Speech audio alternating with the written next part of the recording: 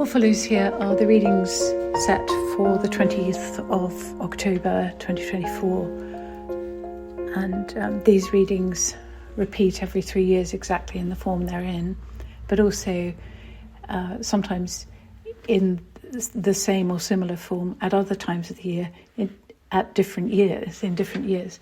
Anyway, this is titled Proper 24B or Ordinary 29B or Pentecost 22, and any of those sorts of titles will help you identify the readings in a lectionary you have, even if it's not the 2024 lectionary. So I'm going to include both of the Hebrew Scripture readings. One's from Job, one's from Isaiah. These two tracts are available every Sunday for churches to choose between. One track is meant to sort of relate to the gospel particularly, so the readings have been chosen to inform the reading of the gospel. Sometimes those connections are quite arbitrary and they hang on a single word or things like that. Sometimes they're genuinely very, very helpful. The other reading is more systematically working through books of the Hebrew Scriptures. But even in that case, the Hebrew Scriptures are not ever gone through systematically in church life, normal church life on Sundays. So both of these readings are helpful and good, and I always read both, and sometimes you find the reading not designed for that is actually more helpful reading the gospel than the one that was chosen explicitly for that purpose. I think it's good to include them both out of respect for the Hebrew Scriptures and out of respect for the gospel as well. So the first is from the book of Job.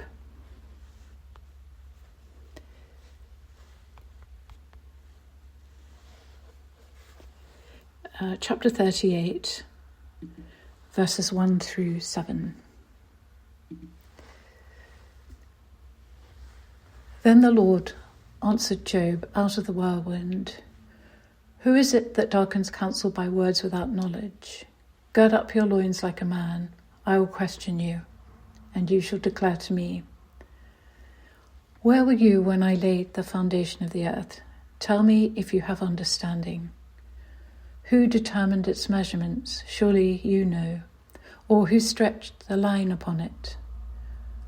On what were its bases sunk? Or who laid its cornerstone when the morning stars sang together and all the heavenly beings shouted for joy? That's a shorter version of the reading. I won't include the whole reading because it is very long. But just jumping down to verse 37. Who has the wisdom to number the clouds, or who can tilt the water skins of the heavens, when the dust runs into a mass and the clods cling together? Can you hunt the prey for the lion, or satisfy the appetite of the young lions when they crouch in their dens or lie in their covert? Who provides for the raven its prey when its young ones cry to God and wander about for lack of food? So as you've just heard, big cosmic questions and that put Job in a proper perspective, but also questions about the natural world and how it operates and Job's complete incapacity to make that work or even really understand its workings. The second reading is Isaiah chapter 52.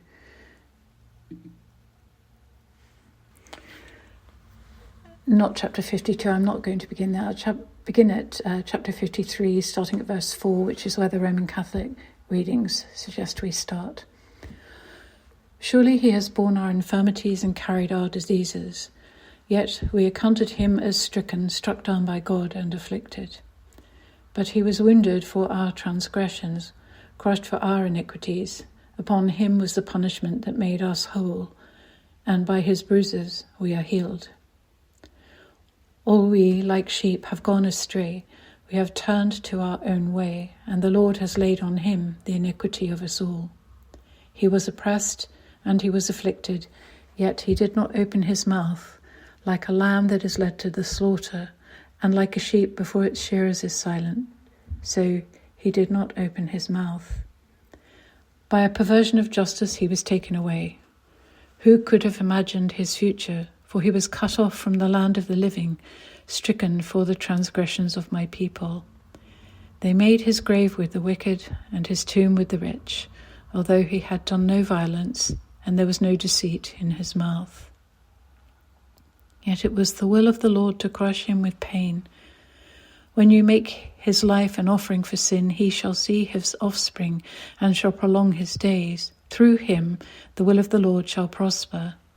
Out of his anguish he shall see light. He shall find satisfaction through his knowledge. The righteous one, my servant, shall make many righteous, and he shall bear their iniquities. Therefore I will allot him a portion with the great, and he shall divide the spoil with the strong, because he poured out himself to death, and was numbered with the transgressors, yet he bore the sin of many, and made intercession for the transgressors. Next reading is from the letter to the Hebrews, chapter 5, verses 1 to 10. Every high priest chosen from among mortals is put in charge of things pertaining to God on their behalf, to offer gifts and sacrifices for sins. He is able to deal gently with the ignorant and wayward, since he himself is subject to weakness, and because of this he must offer sacrifice for his own sins as well as for those of the people. And one does not presume to take this honour, but takes it only when called by God, just as Aaron was. So also Christ did not glorify himself in becoming a high priest, but was appointed by the one who said to him, "You are my son, today I have begotten you." As he says also in another place, "You are a priest forever, according to the order of Melchizedek." In the days of his flesh, Jesus offered up prayers and supplications with loud cries and tears to the one who was able to save him from death, and he was heard because of his reverent submission. Although he was a son, he learned obedience through what he suffered, and having been made perfect, he became the source of eternal salvation for all who obey him. All who obey him have been designated by God a high priest according to the order of Melchizedek. The Gospel reading is from St. Mark, chapter 10, and the Roman Catholics pare down the Anglican reading, which is verses 35 through 45, to 41 to 45. And I'm going with this shorter reading because I think the story is well known and unnecessary to the and sort of distracting from the point of this reading.